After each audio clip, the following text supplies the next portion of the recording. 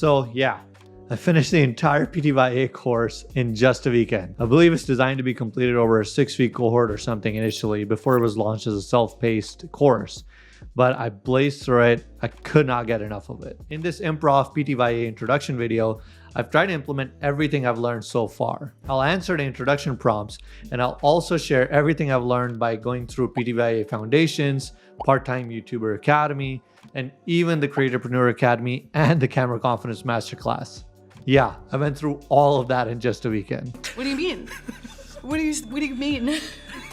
What do you mean? Yeah, I hear you, Jennifer. I feel like I've got so much knowledge from Ali's brain through osmosis over the weekend. It's been absolutely amazing. I know your time is valuable. So in addition to the tips packed in this video, I've also put together the template that I used to hire Ali's former head of production to edit this video. That's right, this video is edited by Gordon himself. I'll share that template with you at the end. So let's get into it. I'll share 9 things that I've learned by blitzing through the course, and hopefully it'll inspire you to not only blitz through, absorb, and also apply the information to scale and grow your own YouTube channel. So the first thing I learned is right at the start of the course. It's the approach to taking the course itself. I call it the tortoise versus the hare approach. One of the approaches follows a similar approach known as first principles, which is used by people like Elon Musk and many others to learn quickly new concepts that they're trying to master.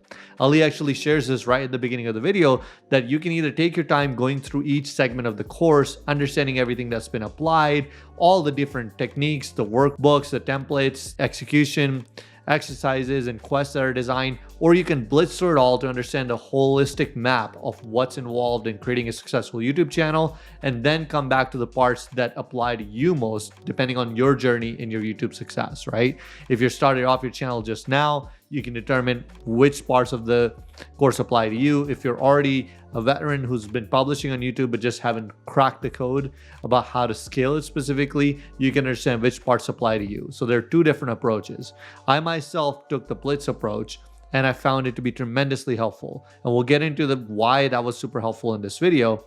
Especially in this section, what I want to cover is the benefit of going with the tortoise approach, where you can take your time to go one by one in each section, complete all the exercises as you go along, is that you are able to retain a lot more of the information. You don't get information overload. You're able to complete a course, complete a design exercise or quest, apply it to your YouTube channel, but this may take you weeks to complete the course. This is the tortoise approach.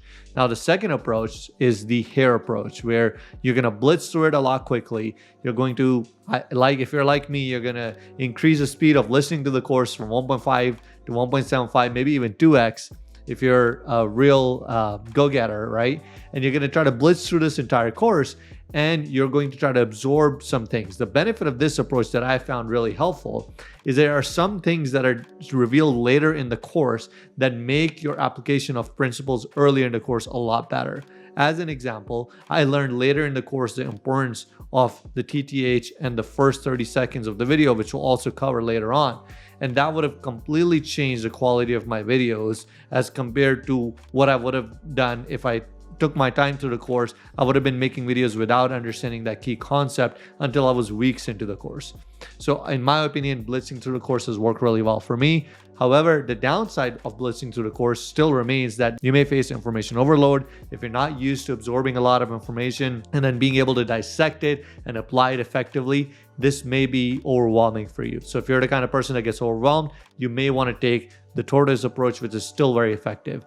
However, if you're the kind of person that wants to get all the information quickly and then figure out which part applies to you, then I recommend the hare approach for you. Now we're going to talk about tip number 2, which is TTH. Now, most of you may already know this, but if you haven't gone through the course, you may not realize the importance of TTH, which stands for title, thumbnail, and hook. In fact, when I learned about this, I actually went up and looked up on YouTube, and many of the top creators around YouTube, Mr. Beast, MKBHD, Ali himself, they constantly mention that they wish they realized the importance of TTH a lot earlier in their YouTube career. In fact, to the point where most of these creators, in fact, almost all of them, do not even start filming a video until they've got a lockdown on the title, thumbnail, and hook, and have a good understanding of what those things are going to be. And it really makes sense if you think about it, because unless you can create an appealing title, thumbnail, and a hook, well, title, thumbnail itself, users aren't even going to click on your video. If they're getting your video from a search result, or they're getting your video from browsing the YouTube feed that's been curated for them, or the suggested videos on a video that it might be watching and your video might come up in the suggested, unless your title and thumbnail are attractive, are creating something called a curiosity gap, something that has been described in great detail in an amazing video by April, who was also a former PTYA student. Curiosity gap is something that will make the user think, hey, I'm wondering about this topic. Does this topic answer the question that I'm looking for? So unless your title and thumbnail is doing that and there's a big enough gap, your video will not be clicked and it will not be viewed. So understanding and spending a lot of time on crafting a good title and thumbnail, as I have on this video, I try to apply that on this specific video, even though it's an introduction video, is extremely important. And then once the user comes on your video, spending a lot of time on the hook, which is the first 30 seconds of the video, is extremely important. We'll cover that in a later point as well about how important exactly this is. But unless viewers are going to have a reason where the title and thumbnail that they clicked on, the problem that you were promising to solve with that curiosity gap, unless you address it right away in that hook, most viewers are going to leave your video. So hopefully I was able to do that at the beginning of this video and you're still around. And if you are, we'll go on to point number 3 to cover the next part. Well, coincidentally, point number 3 talks about focusing most of your energy on the first 30 to 90 seconds of the video. In fact, first 30 to 60 is probably where you need to spend more than 50% of your energy, according to the information in the course by Ali. Now, of course, I'm only sharing high-level summaries of what is included in the PTYA course. I highly recommend that you actually watch the course itself. This video is not going to do justice to understanding and explaining everything that is covered in PTYA. There's so much depth and detail that cannot be covered in this one YouTube video, but I'm hopefully inspiring you to blitz through the course to learn these things yourself. So why do you want to spend most of your energy? In fact, Ali mentions spending over 50% of your time on this first 30 seconds, which could be the hook of the video, because there's a massive drop off. If you see the chart of YouTube engagement, most videos have a near 50% drop off in the first 30 seconds and a much higher in the first 2 minutes. So if you have some amazing animation that you've created for your video, some amazing topic or amazing illustration that you're sharing, and you don't even get to it until the 4-minute mark, there's a good chance that over 50% of the audience that clicked on your video is not even going to get to see it. So it's important to front load your video with most of your edits and animation. As you probably saw in this video, you saw a few things where the shots were changing. There was some animations, there was some engagement right at the beginning. And as we get into the later part of the video, we can actually focus on the value part, which is another principle that's not covered as a specific topic here, but it's known as the Hive principle: hook, intro, value, and then end screen pitch, right? So these are the elements that you want to make sure that you include in your video. And specifically with the hook being the first 30 to 60 seconds, you want to make sure that you focus a lot of energy on that. Otherwise, you're going to lose a lot of viewers. With that, we're going to move on to the next point. Now, point number 4 was a game changer for me personally, because it really gave me a structure of how I can continue to consistently scale and put out YouTube videos, right? So for me, I'm a busy professional, as most of you are. I have multiple businesses, and I'll talk about that in my intro prompts that I'm sharing at the later end of the video, which is what this video was supposed to be originally about, but I've done a little bit of a hack on the intro video. So I imagine most of you are part-time YouTubers, as is the name of the course.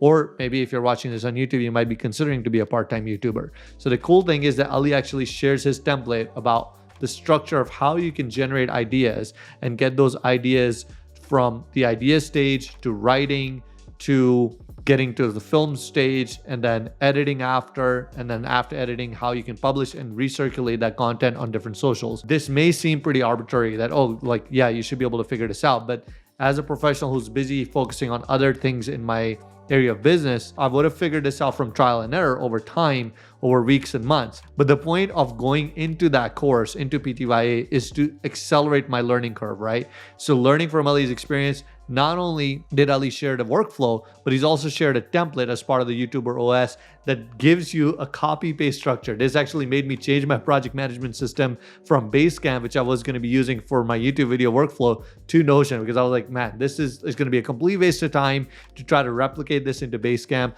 I can just simply duplicate the workflow that is shared by Ali and the PTYA team right here, and then I can implement my own slight little changes, my own slight improvements, and now my editor has the ability to edit, my designer has the ability to create thumbnails. I have a way to dump ideas consistently into a workflow. If I have an idea, Ali was able to share how he deals with ideas that come to you through inspiration, how you can document this down into this template, the structured workflow template, and then how you can move it across from the ideation stage all the way to the stage of when you're writing about it, when you're researching it for whether it's a good video or not. The research stage can be separate from ideation so it doesn't clog your brain up into whether you need to have, is this a good idea or not? It doesn't matter when the idea is coming up. You can just implement it right there. And then as you get into writing, there's a structure around how you can do keyword research, what you're going to write about, how the bullet points are, and when you need a TTH, how items can come into the most important category, which is happening today for me, which is the filming category.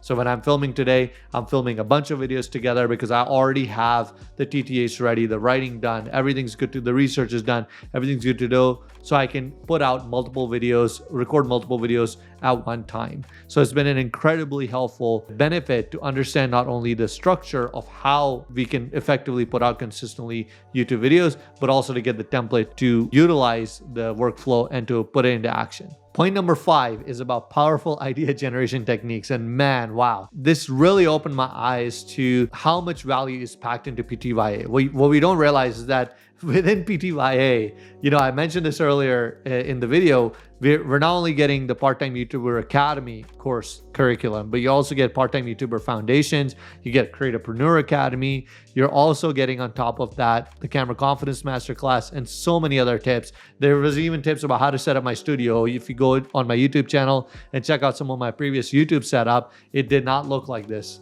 My wife was able to help me watch some of those videos and decorate it with some nice greens in the background and some awesome decorations. We got a little hovering light bulb right here, Mr. Hand right here, these little things, and the framing of the video compared to my previous videos has been tremendously different. So the course has so much value. But coming to the topic at hand about powerful idea generation techniques, there are 3 main techniques that were mentioned, and I'll highlight them briefly. One of them was the Birdsong Technique. The second one was the 4A framework, which is actually created by the Ship 30 for 30 folks. And then the best one that I found was 5 months of content in 5 minutes, right? So the Birdsong Technique has been really useful for me because I didn't realize that I was already implementing the Birdsong Technique. The Birdsong Technique kind of talks about, if those of you that are watching this video are into birding, I wasn't before until one of my friends, Nick Odio, who's like a massive birder. If you're birders out here, this will mean something to you. He's got over, I think, almost 2,000 species tracked around the world. He travels the world for just birding, and he got me into birding. And myself and my wife now, we were camping a few weekends ago, and we heard a bird, like it was a raptor of some kind. Raptors are these birds that are in the category of like hawks and eagles. We're like, oh, wonder what that bird is. Is it a hawk? Is it a eagle? What kind of bird is it? And then we started to look it up. Whereas before, if we would have heard a bird, we would have just categorized any kind of raptor into like an eagle category. Oh, it's an eagle out there. Similarly, now we hear birds around our house and we're like, is that a quail? What kind of bird is that? When you are aware of different kinds of birds, you're more keen to listen to the different sounds and understand and pick up the fact that, oh, what kind of bird is that? Interesting. So similarly, now that you are a YouTube creator, Ali talks about making a shift from becoming a content consumer to a content creator, right? So when you're a content creator and you kind of have an idea of the area that you're trying to create content in, you're going through your Twitter feed, you're going through even YouTube, even you're watching a video on Netflix or what have you, you're living your life. As you come across conversations or topics or tweets, you might want to have this sort of radar out. I was like, oh, that's interesting. That could be a video. Your sort of radar changes, and instead of just consuming an interesting tweet or consuming an interesting video or an interesting TikTok, you're now going to be like, I can probably make a video about that. And then using the workflow that I mentioned in the previous video, you now have the ability to copy that and immediately send that to Notion. In fact, there's actually a trick with your iPhone or your Android. If you have the Notion app installed, you can share from a lot of apps directly into Notion, and you can specify the board that it goes to. So it goes directly to your idea dumping board. And then later on, you can decide and research if that specific idea will make a good video or not. This Birdsong Technique focuses on the fact that you're not worried about whether it's a good idea or not when it's coming to you as inspiration. You're just documenting ideas so that when you do come sit down to research, you have a repository of ideas to work through. So this is the Birdsong Technique idea. The other one is the 4A framework. Now, I'll touch on this briefly. Basically provides a structure. The 4 A's are actionable, analytical, aspirational, and anthropological. So what this means is making videos that kind of explain how to do something would be the actionable one, right? So it's like, here's how to make a YouTube video that will attract audiences in the finance niche. I just made that title up, right? Like, so that's one. Or here are the numbers to show why you should spend 50% of your time in the first 30 seconds of your video. And then you can make a video about why hooks are really important. And that kind of talks about how there's a massive drop off in the first 30 seconds. Or the aspirational are, maybe you could talk about how only 0.1% of YouTubers make it to 1 million subscribers and how only 10% make it to 1,000 subscribers. But then you could also say something like, hey, YouTube is not a gamble. It makes sense why those numbers are so low, because there's very few people consistently posting. There's very few people focusing on, the first 30 seconds, the TTH, putting out quality content, very few people perfecting their end screen pitch. So you can talk about, well, yes, you can grow a YouTube channel even today. You're not too late. So some videos in that sector could potentially be aspirational. And anthropological could be, here's why very few people make it on YouTube, right? So this 4A framework can allow you to take any topic, making YouTube videos as an example, and have a list of elements you can list about those videos. And these are 4 different videos, right? Like, here's how to grow a YouTube channel. Here are the numbers of why you should spend more time on the first 30 seconds of video. Here are the numbers to prove why TTH is important. So you can just have an unlimited repository of ideas using this framework. And in the course, Ali actually talks about how to use AI with Notion to generate these ideas, right? Which gets me to the last technique for idea generation, and one of my favorites, which is 5 months of content in 5 minutes. So Ali actually showed this in the course, and he put out, opened up a new Notion page and used Notion AI to generate literally over, I think it was almost 6-7 months of content in less than 2 minutes, it seemed like, because he was able to list out essentially the high level elements of the topic he wanted to create videos on. And he used Notion AI to say, generate me 5 different ideas for each one of these topics.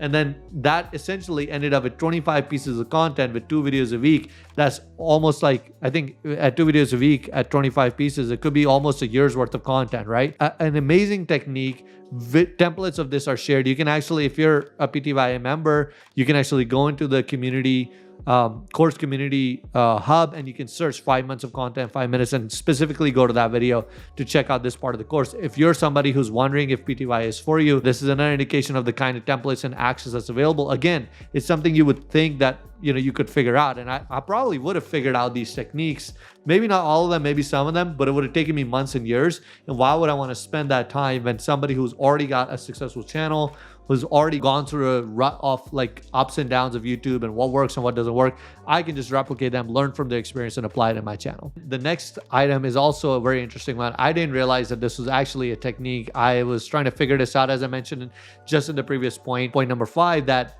maybe I would have figured this out on my own. So this is one technique that I did figure out over 4 years. So this kind of tells you the benefit of PTYA. It took me, 2019 is when I started recording videos in a bit more of a professional format. And it took me about 4 years to figure out that I don't need to word for word script my videos, right? Like, that's not a requirement. You see me in this video, I'll glance at my screen from time to time, is because I'm looking at the outline points. I don't have it word for word scripted because it's a topic that I can speak about. It's something that I have learned. It's something that I have some level of confidence in, and I can say, okay, I can speak to this topic with some level of confidence, right? I can deliver some value to the audience that's watching this. Hopefully you're watching this video and you're getting some value from it. So he talked about 2 approaches. One is word for word scripting.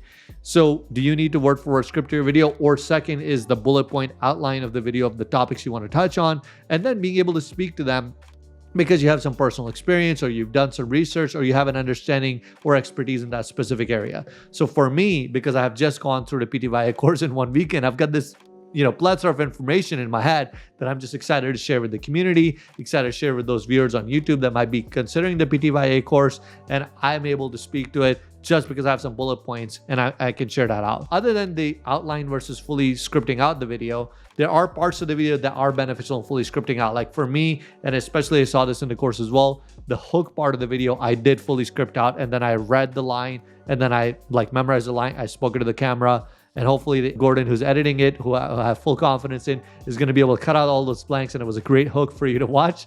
And you like the little edits in there with the animation of Jennifer Lawrence coming in with the Hot Wings intro. So hook is a bit more scripted, right? For me, it works well for me. And then the end screen pitch as well is a bit more scripted, right? But the rest of the video, I'm not saying they're scripting it all out because it would just be too time consuming, too cumbersome for me to go through that flow. The next item in the writing strategy that I mentioned earlier in the video too is the high framework, right? So it's like how, when you're sitting down, what I used to do when I would make videos before PTYA is I'm like, okay, like what is the topic going to be in this video? How do I deliver immense value? What are the elements that I want to make sure that I convey to the audience? Who's the audience? I still think about that. But now I have a structure to follow when I do that, right? So what is my structure? The structure I follow is a high framework. So I've got the hook, I've got the intro, I've got the value, and the end screen. So I've done the hook. The intro in this video, I'm hacking it. I already mentioned because it's more designed for the PTYA community. I'm going to be doing the intro prompts at the end because I'm going to be answering the specific prompt questions.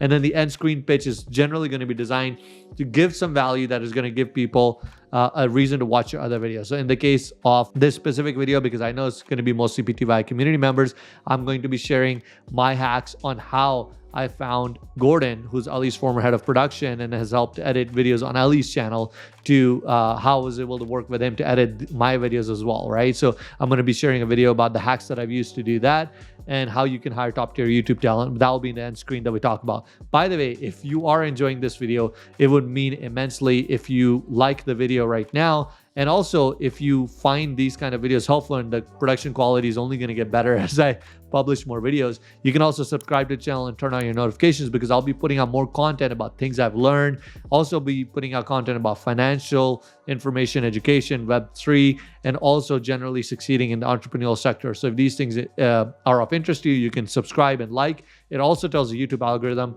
that other people who are interested in these topics might find this video helpful. So thank you for doing that. Now let's get into the last writing technique, which is the AI assisted technique. So another great reason to watch the PTYA courses. I've been using Notion AI for quite some time. I've used it to write some technical papers. I've used Gitbooks AI. I've used ChatGPT. Big fan of AI assistants to really amplify, kind of use AI as a second brain. After watching what Ali has done and what PTYA and general team has done with their templates, they provide you these templates as part of the YouTuber OS, and how they've implemented those templates. AI assisted writing in Notion for videos has gone immensely well, right? So I wrote out the script, the hook, the intro, and the outline points, end screen pitch for one video, and I basically asked the AI to like replicate it for another topic, and I provided some prompts, and it did 80% of the work, right? Of course, I had to tweak some things to make it more valuable and make it actually accessible, but it is a game changer. So highly recommend checking out the AI assisted writing information and materials that are shared in the course. They are immensely valuable. So with that, we'll move on to point number 7. All right, so now we're going to talk about point number 7, which is what I'm actually doing today. So for my videos, my channel's vibe is a bit more, polished. It's got like sort of this financial vibe. It's got greenery. I've got my cool little techno lamp here that's hovering in the air. I've got all the studio setup. I have to get dressed up. Usually I'm not looking like this. I'm in my comfy shorts or my t-shirt or what have you. So it takes some effort to get ready to the videos. I've got to set up the studio and all that. I've set it up with the help of my lovely wife to reduce friction as much as possible. She's sharing an office space here with me, and we've made some changes to make that a little bit more difficult overall, but make it easier to make videos out because that's a priority for us right now. But the benefit of batch filming, which is the topic that we're going to discuss now, is that we only have to deal with this whole setup of the house kind of getting quieter, of me like spending time to get the right outfit and getting ready and getting in the zone to record videos, to like 1 or 2 days in a week. So today is my filming day. I use another one of the techniques that Ali shared on his YouTube channel called the ideal week. I think it's like the Trident system to organize my life, is a YouTube video specifically, but it's also shared in the course in much more detail. That's called the ideal week. You can actually search that to search what that technique is.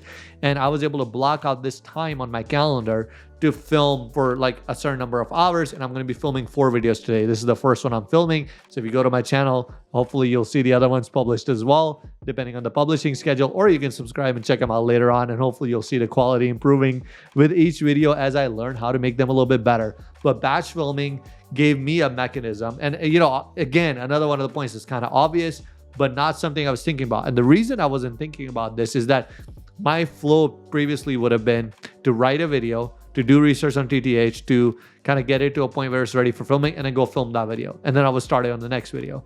But like, it's like, oh my God, okay, obviously someone who's doing this on a regular basis, like Ali, and has scaled this channel, realizes this is not effective. And it would have taken me another year or two of doing this effectively, like scaling my YouTube channel, to figure out, man, this is like, there's got to be a better way. But instead, go to PTYA, and I was able to learn like a batch filming strategy. The thing that's required for batch filming, as you'll see shared on the screen here as well, with the workflow, that you need to get a lot of videos ready for filming in this ready for filming category on your Notion board. If you're using Ali's template from the YouTuber OS, you need to get a lot of videos in this ready for filming category. So for me, I have 4 of them ready over there right now. And so I can film 4 of them out. Now, my next filming day will be on Thursday, which is 2 days from now. Depending on whichever time that you're watching this video, it might be a different day. But on Thursday specifically, I'm going to film again, which is 2 days from now. And in that, I'm going through and making sure between now and Thursday that I have 4 or more videos ready to film, because I feel like I can knock out 4 at a time. Now we'll learn if that's sustainable, because I'm already spending like, I don't know, about 30-40 minutes an hour on this one video recording. So it is quite a bit of time, but we'll see. And obviously I think I'll get better over time, but batch filming is going to allow me to create 2 weeks worth of content in one day. It's great. So batch filming, definitely recommended, and another great technique that I learned from going through the course. Let's go on to point number 8. All right, so point number 8 is the game-changing impact of hiring an editor. And so this video, as you're watching this, is edited by Gordon himself.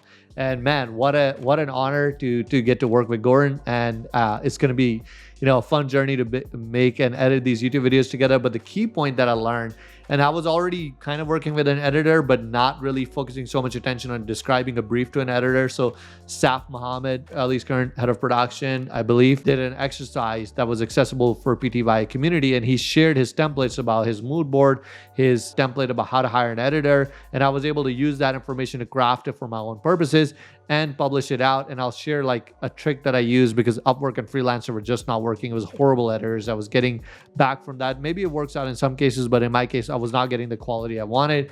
So I was able to use a hack that I'll mention later, which allowed me to get talent like Gordon, top tier talent, to edit videos. But hiring an editor has been tremendously helpful, because it allows me to focus only on the part of recording the videos, and it has changed how I record videos. When you hire a good editor, I learned about techniques in the course about how Ali records videos. So this is all one take essentially, right? Like I started the record button at the beginning of the video. What you're not going to see, maybe Gordon will include some of those edits, is like when I drop the microphone, right? Like, and then previously I would have like stop record, start record again, and then put together all these videos, send it to an editor, because the editor was not as experienced. You have to like compensate for that, because you have to like provide all the material, send all this instruction. But because Gordon is used to working in Ali style, these little mistakes that happen where I hit the hand, where the microphone fell, where I've made a mistake, and Ali mentioned to me like I can clap really loud if you're watching on AirPods or something. So maybe you want to reduce the volume, but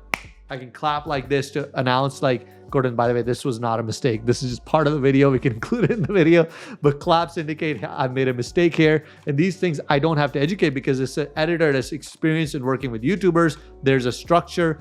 Now, this was very exciting for me, because I'm a software developer. I work in tech. So Agile is a methodology that, you might have heard of. So when developers get hired on my team, because they understand the Agile methodology, they can just come and get plugged into the system and get ready to go. So when I found out about this, I was like, man, okay, you can apply this to video creation. Amazing. So hiring an editor that is experienced helps a lot. It makes video recording easy. It makes making content easy. It makes putting out value to your audience easier, right?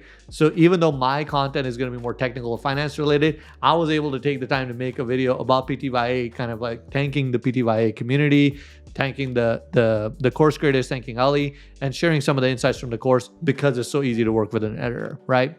So that's point number 8. All right, so now we get to point number 9, which I mentioned earlier. Notice a lot of things in this video I've mentioned about like, oh, I'm using this, I'm using that. I've actually tried to apply a lot of them, which has been like, oh man, it's like, I really feel like YouTube is not a gamble anymore. So point number 9 is the ideal week and mastering time management for part-time YouTubers, right? So what's been really helpful for me is that while there's data shared in the course that only very few YouTubers make it, only 0.1% of YouTubers actually make it to 1 million subscribers. So only 10% of all YouTubers make it to 1,000 subscribers, which is the minimum required to get monetization along with some other requirements. It also made it that this is not a gamble, right? Because Ali was able to provide in PTYA a structure that showed you that, okay, I can see why most people are not able to follow this, right? Like it's doable, but it's not like a get rich quick or get success. It's not like you're going to start launching today your videos and then tomorrow you're going to get 1 million subscribers and then you're going to be able to retire from your job and like that's it. You can go buy a yacht, live in the Bahamas. Like that's not what's happening here. This is going to require, concerted, concentrated, intentional effort. And Ali's providing you the structures in PTYA to make that structure. So yesterday, I took the time to create an ideal calendar. Now, in my work right now, we're also raising money for a project. So I need to keep part of my calendar open for meetings that might come in from investors. So I used the technique Ali shared where I created a new Google Calendar and I was able to block out time for this filming. I was able to block out time for things that I wanted to have an intentional focus on. I want to wake up at this time. This is the time I'm going to be getting ready, where I'm going to be having breakfast. I want to try to go to the gym a certain time this week, like different things you want to do. And then what time you want to have like your nighttime routine starting. This whole thing has gone into much more detail on one of the videos on Ali's YouTube channel, but also in the course. If you can just search Ideal Week on the top right search bar in the course and you can find this video. Man, there's so much content here that's just like great life advice, not just how to like be successful at YouTube, but this is helping me manage my calendar for all of my other work responsibilities as well, my business responsibilities. So it's been incredible. So that's point number 9, Ideal Week. I highly recommend you adopt that.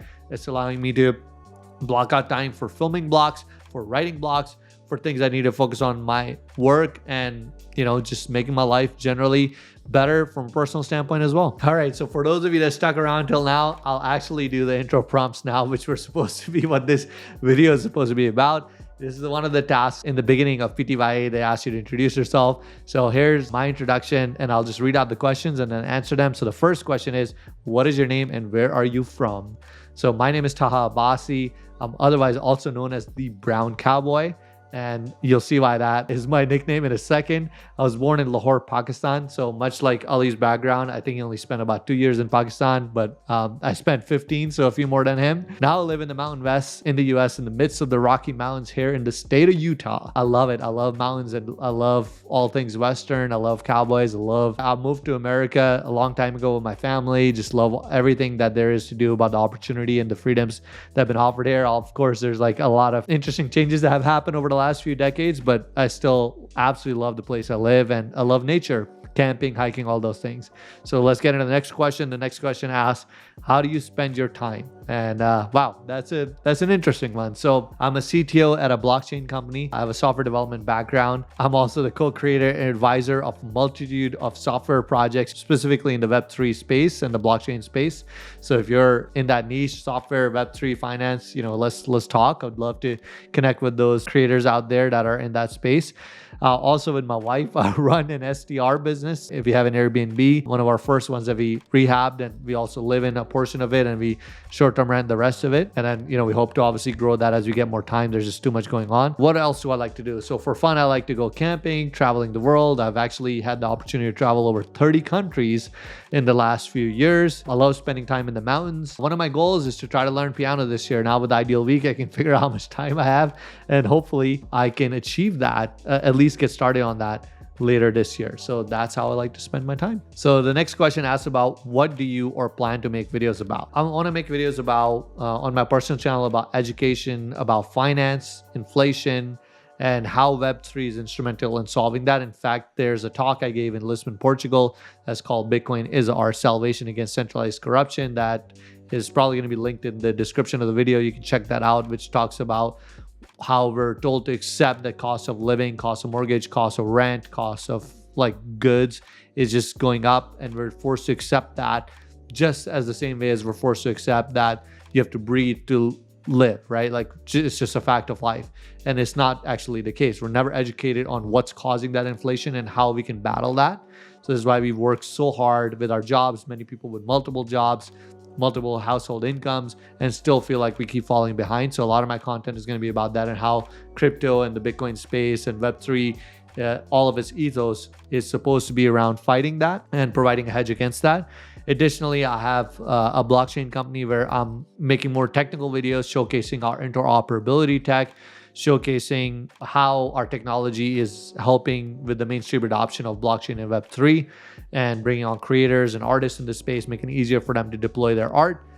Those ones are a little bit harder to make TTH about than the finance ones, but something I'm gonna hopefully get better at over time. So the next question is, what's your level of experience with YouTube? So this is a little bit interesting because I've been posting on YouTube sporadically since 2009, but that no means I'm a veteran. I don't have 15 years of experience. What I mean by that, I was just using YouTube as like, oh, here's a video of like we went whitewater rafting, so let me just record it on GoPro and just post it out. No edits, no nothing, no thought on TTH, just like post it out. In 2019 though, I began uploading a bit more frequently, but there's still like significant periods of gaps, like sometimes like a whole year goes by I don't upload a video. My current goal is now to like consistently post 1 to 2 videos a week, and luckily, as everything I shared with the tips above, I have a structure how to do that, and so I'm excited about that.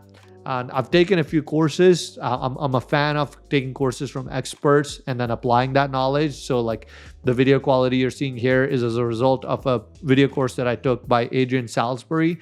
The course is called Ecamm Live Pro Video Academy by Adrian. I'm recording this on a Mac using a tool called Ecamm, which like records it from the camera directly onto my computer, makes it easy for me to upload stuff. So I learned like a bunch of things about lighting and whatnot, focus, what type of lens to get, what kind of camera and all that from that course, but didn't know anything about YouTube, so took PTYA to improve that. And then now with PTYA, of course, I'm learning how to turn these videos into something that people want to watch on YouTube. Hopefully this video has been helpful in that regard. And we can move on to the next question. Next question is talking about what are some of your struggles and concerns with video currently.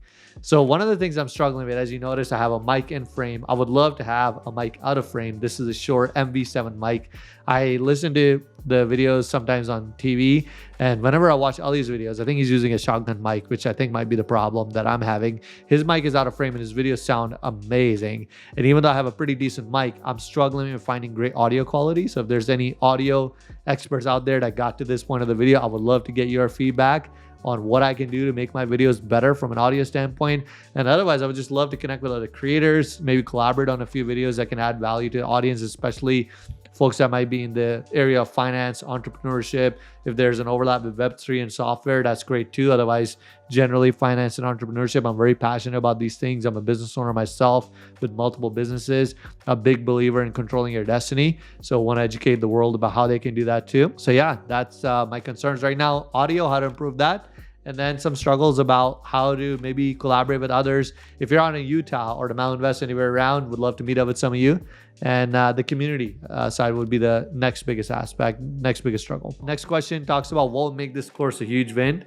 And I just spoke about this in the last one, but the connections, and I've long believed that I think connections that we make in life are our most valuable asset, our most valuable memories that we take with us in this journey. I know this video seems like I've probably edited hopefully quite well, and there's a studio setup and everything, but at the end of the day, inside I'm still like, I will hope this video is out. This is my first video after PTYA that I'm putting out, so I was like, I hope it's good. The self-doubt is there.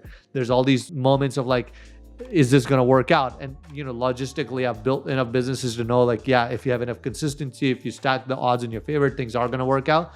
But it's nice to have a community around you and other creators that are also going through that stage to share that journey with. So I would love to connect with you guys, maybe build some new friendships, and hopefully we'll be enjoying our YouTube success over time at some point. So yeah, I think the biggest win would be having great community, having great connections with Ali, with the team, with our community members and creators in the PTYA community, and that will be the hugest win. All right, so I hope you really enjoyed this video. For those of you that stuck around all the way to the end, it's now time to share the bonus.